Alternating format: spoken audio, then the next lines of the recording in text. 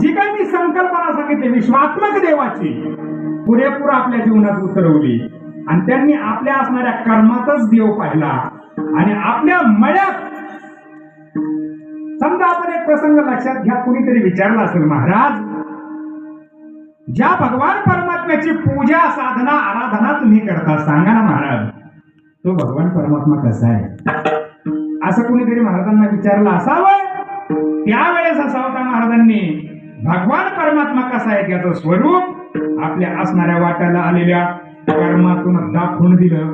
महाराज म्हटले माझ्या जीवनामध्ये दुसरा तिसरा देव कोणता नाही.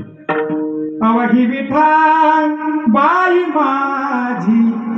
माझी विठाबाई कुठे आहे. कांदा मुळा भाजी लसूण मिरची